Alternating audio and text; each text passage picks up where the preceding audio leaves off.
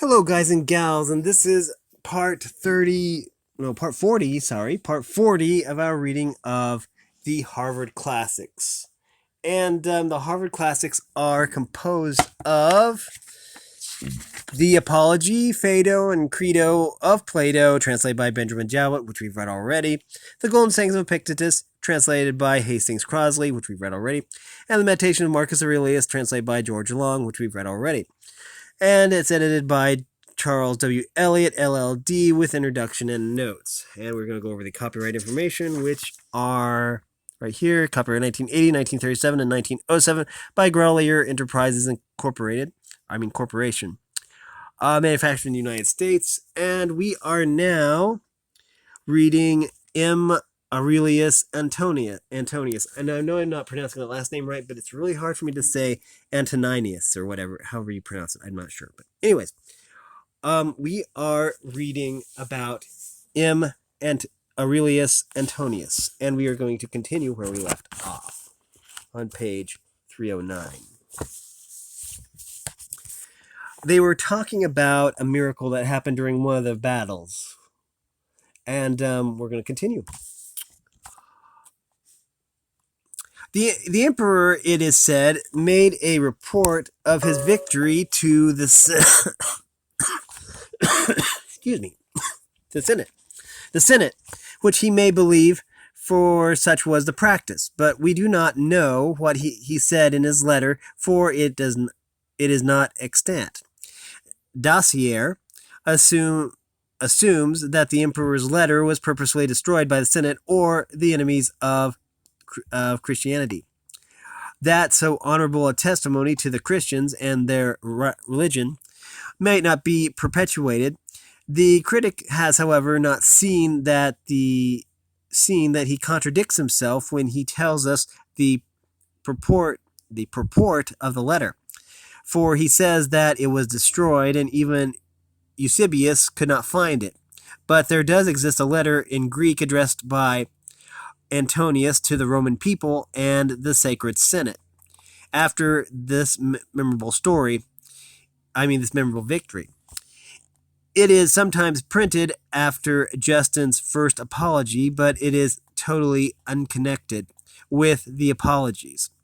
This letter is one of the many stupid forgeries of the many which exist, and it cannot be possibly founded even on the genuine report of Antonius to the Senate.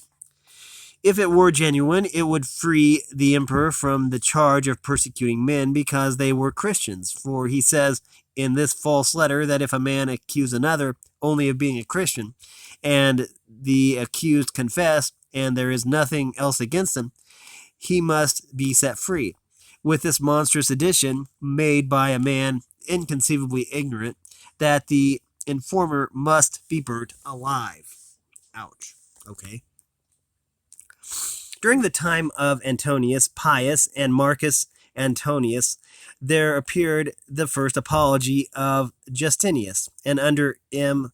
Antonius, the oration of Tatian against the Greeks, which was a fierce attack on the established religions. The address of Athenagoras to M. Antonius on behalf of the Christians, and the apology of Melito, bishop of Sardis, also addressed to the emperor, and that of Apollinarius. The first apology of Justinius is addressed to T. Antonius Pius and his two adopted sons, M. Antonius and L. Verus, but we do not know whether he read it. And down here there's a note. It says Aurelius says that Justinius, the philosopher, presented to Antonius Pius his work in defense of the Christian religion, and made him merciful to the Christians. Okay, now let's see. The second apology of Justinus is entitled to the Roman Senate, but the superscription is from some copyist. But this superscription is from some copyist. In the first chapter, Justinius addresses the Romans. In the second chapter, he speaks of an affair that had recently happened in the time of Antoninus and Alvarus, as it seems, and he also directly addresses the emperor, saying, a certain woman, she addressed a petition to thee, the emperor, and thou didst grant the petition. In other passages, the writer addresses the two emperors, from which we must conclude that the apology was directed to them. Eusebius states that the second apology was addressed to the successor of Antonius Pius, and he names him Antonius Verus, meaning Antoninus. In one passage of this second apology, Justinius, or the writer, whoever he may be, says that even men who followed the Stoic doctrines, when they ordered their lives according to ethical reason, were hated and murdered, such as Heraclitus, Musinius in his own times, and others. For all those who in any way labored to live according to reason and avoid wickedness were always hated, and this was the effect of the work of demons. Justinius himself is said to have been put to death at Rome because he refused to sacrifice to the gods. It cannot have been in the reign of Hadrian, as one authority states, nor in the time of Antonius Pius. Of the second apology was written in the time of Antonius. And there is evidence that this event took place under Antonius and Alvarus, when Rusticus was prefect of the city. The persecution in which Polycarp suffered at Smyrna belongs to the time of Antonius. The evidence for it is in the letter to the church of Smyrna, to the churches of Philomelium, and the other Christian churches, and it is preserved by Eusebius. But the critics do not agree about the time of Polycarp's death, differing in the two extremes to the amount of 12 years. The circumstances of Polycarp's martyrdom were accompanied by miracles, one of which Eusebius has omitted, but it appears in the oldest Latin versions of the letter, which Ussher published. And it is supposed that this version was made not long after the time of Eusebius. The notice at the end of the letter states that it was transcribed by Caius from a copy of Irenaeus, the disciple of Polycarp, when translated by Socrates at Corinth, after which I, Pionius, again wrote it out from the copy above mentioned, having searched it out, but the revelation of Polycarp, who directed me to it, etc. The story of Polycarp's martyrdom is embellished with miraculous circumstances, which some modern writers on ecclesiastical history take the liberty of omitting. Now let's see, down here we have a huge one. It says, go. But yeah, it says down here, Comeyer Middleton, an inquiry into the miraculous powers, etc. Page 126, Middleton says that Eusebius omitted to mention the dove which flew out of Polycarp's body. The Dodwell and Archbishop Wake have done the same. Wake says, I am so little a friend to such miracles that I thought it better with Eusebius to omit that circumstance than to mention it from B.P. Ussher's manuscript, which manuscript, however, says Middleton, he afterwards declares to be so well attested that we need not any further assurance of the truth of it. Okay. In order to form a proper notion of the condition of the Christians under Antoninus, we have to go back to Trajan's time, when the young Pliny was governor of Bithynia. The Christians were numerous in those parts, and the worshippers of the old religions were falling off. The temples were deserted, the festivals neglected, and there were no purchasers of victims for sacrifice. Those who were interested in the maintenance of the old religion just found that their profits were in danger. Christians of both sexes and of all ages were brought before the governor, who did not know what to do with them. He could come to no other conclusion than this: that those who confessed to be Christians and persevered in their religion ought to be punished, if for nothing else, for the invincible obstinacy of for their invincible obstinacy. Okay, he found no crime. He found no crimes proved against the Christians, and he could only characterize the religion as a depraved and extravagant superstition, which might be stopped if the people were allowed the opportunity of recanting. Pliny wrote this in a letter to Trajan. He asked for the emperor's directions because he did not know what to do.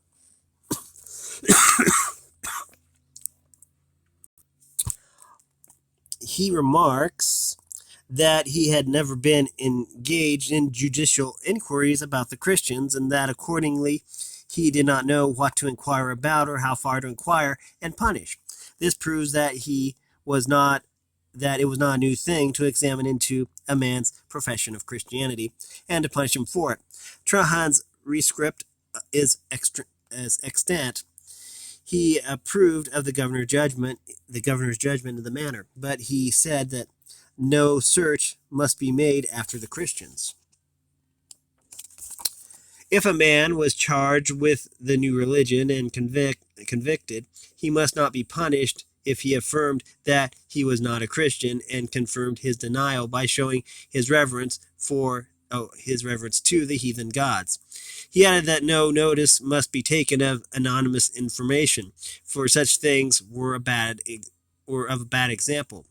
Trajan was a mild and sensible man, and both motives of mercy and policy probably also induced him to take as little notice of the Christians as he could, to let them live in quiet if it were possible. Trajan's rescript is the first legislative act of the head of the Roman state with reference to Christianity, which is known to us. It does not appear that the Christians were further disturbed until under his reign. The martyrdom of Ignatius by the order of Trajan himself is not universally admitted to be a historical fact. Number 4. The Martyrium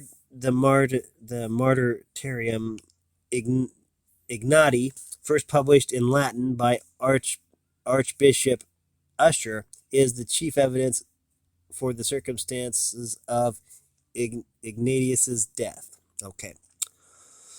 In the time of Hadrian, it was no longer possible for the Roman governor to overlook the great increase of the Christians and the hostility of the common sort to them. If the governors in the provinces were willing to let them alone, they could not resist the fanaticism of the heathen community, who looked on the Christians as atheists. The Jews, too, who were settled all over the Roman Empire, were as hostile to the Christians as the Gentiles were. Let's see, number 5. We have the evidence of Justinius, to this effect.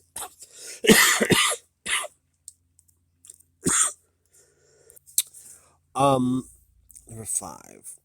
The Christians were attacked by the Jews as if they were men of a different race, and are persecuted by the Greeks, and those who hate them cannot give the reason of their enmity.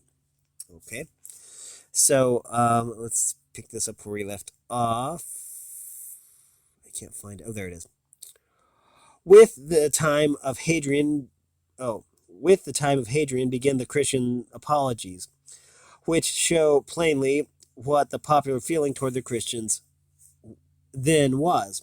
A rescript of Hadrian to Minicus Fundinus, the proconsul of Asia, which stands at the end of Justin's first apology. We have number 6 here. And in Eusebius's says that Hadrian sent this rescript to Minicus Fundinus, proconsul of Asia, after being instructed in books written on the Christian religion by Quadratus, a disciple of the apostle, and Aristides, and Athenian, an honest and wise man, and Serenus Granius. In the Greek text of Hadrian's rescript, there's mentioned Serenus Granitus, the predecessor of Minicus Fundinus in the governor of Asia. This rescript of Hadrian has clearly been added to the apology by some editor. The apology ends with the words, I can't read those because they are in Greek. Okay. Instructs the governor that innocent people must not be troubled and false accusers must not be followed to extort money from them. The charges against the Christians must be made in due form, and no attention must be paid to popular clamors. When Christians were regularly persecuted and convicted of illegal acts, they must be punished according to their deserts. The false accusers who also must be punished. Antonius Pius is said to have published rescripts to the same effect. The terms of Hadrian's rescript seem very favorable to the Christians, but if we understand it in this sense, that they were only to be punished like other people for illegal acts, it would have had no meaning, for that could have been done without asking the emperor's advice. The real purpose of the rescript is that Christians must be punished if they persisted in their belief and would not prove their renunciation of it by acknowledging the heathen religion. This was Trajan's rule, and we have no reason for supposing that Hadrian granted more to the Christians than Trajan did. There is also printed at the end of Justin's first apology a rescript to Antoninus Pius to the commune of Asia. And it is also in Eusebius.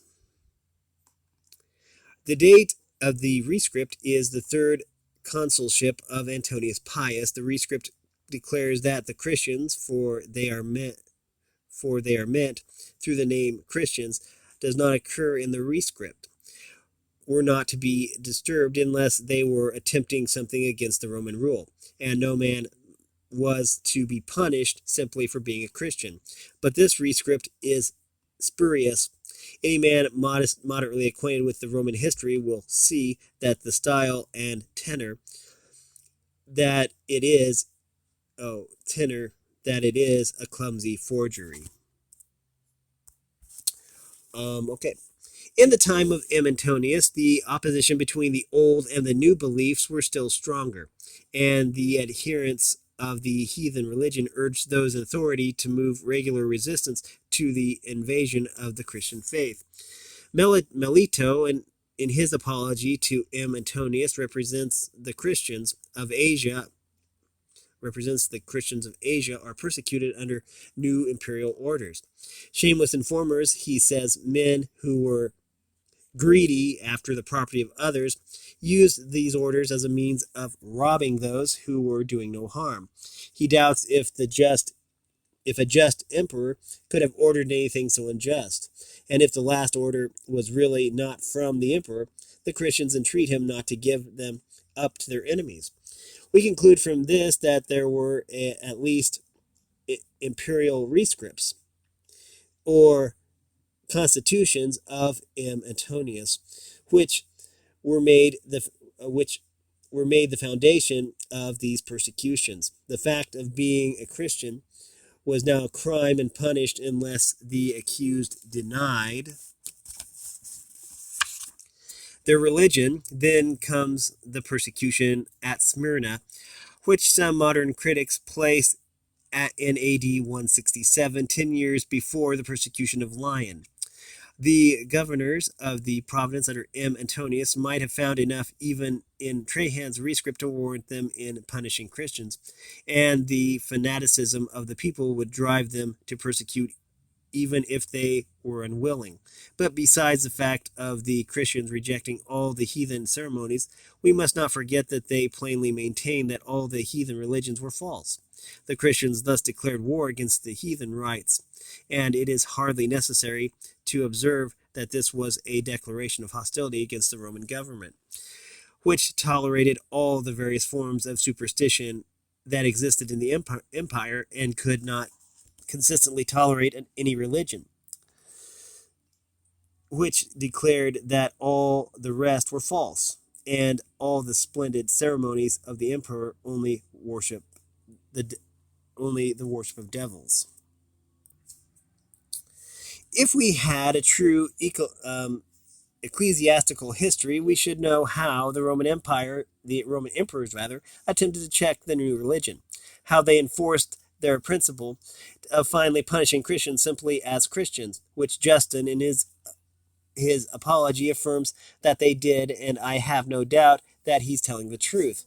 How far popular clamor and riots went in this manner, and how far many fanatical and ignorant Christians, for they were many such, contributed to excite the fanaticism on the other side and to embitter the quarrel between the Roman government, and the new religion.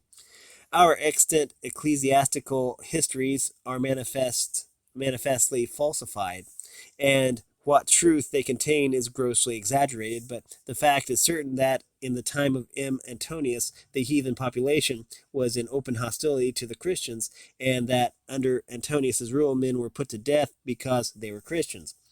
Eusebius, in the preface to his 5th book, remarks that in the 17th year of Antonius's reign, in some parts of the world, the persecution of the Christians became more violent, and that it proceeded from the populace in the cities. And he adds that in his usual style of exaggeration, that we may infer from what took place in a single nation that myriads of martyrs were made in the habitable earth. The nation which he alludes to is Gallia, and he then proceeds to give the letter of the churches of Vienna and Lugdunum.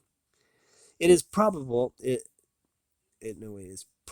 probable that he was assigned the true cause of persecution, the fanaticism of the populace, and that both governors and emperor had a great deal of trouble with these disturbances. How far Marcus was cognizant of these cruel proceedings we do not know, for the historical records of his reign are very defective. He did not make the rule against the Christians, for Trajan did that. And if we admit that he would have been willing to let the Christians alone, we cannot affirm that it was in his power, for it would be a great mistake to suppose that Antonius had the unlimited authority which some modern sovereigns have had. His power was limited by certain constitutional forms, by the Senate and by the precedents of his predecessors. We cannot admit that such a man was an active persecutor, for there is no evidence that he was. It says down here, except that for Aurelius, who said that during the Parthian War there were grievous persecutions of the Christians in Asia and Gallia under the orders of Marcus, and many were crowned with the martyrdom of saints. Okay, where were we? There. Okay, I see. Though it is certain that they had no good opinion of Christians, as appears from his own words, but he knew nothing of them except their hostility to the Roman religion, and he probably thought that they were dangerous to the state, notwithstanding the professions, false or true, of some of the apologists. So much I have said, because it would be unfair not to state all that can be urged against a man where his contemporaries and subsequent ages venerated as a model of virtue and benevolence. If I admit that if I admitted the genuineness of some documents, he would be altogether clear from the charge of even allowing any persecutions, but I seek the truth, and I am sure that they are false. I leave him to bear whatever blame is his due. I add that it is quite certain that Antonius did not derive any of his ethical principles from a religion of which he knew nothing. Number 9. Okay. There is no doubt that the emperor's reflections, or his meditations, as they were generally named, is a genuine work. In the first book, he speaks of himself, his family, and his teachers, and in other books, he mentions himself. Suetus noticed a work of. Oh, we have to stop right here. We are out of time, so we will pick this up at a future date. We almost made it to page 316. That's interesting. Yeah, we're going to have to pick this up when we get next time. Anyways, we've been reading from the Harvard Classics, and specifically Marcus Aurelius Antonius. If you like this content, make sure you like and subscribe, ring the bell so you know when I upload. Also, want to support me in any way, if you want to join the Discord server, all the information will be in the description below. As always, thanks for watching, everyone, and have a great day.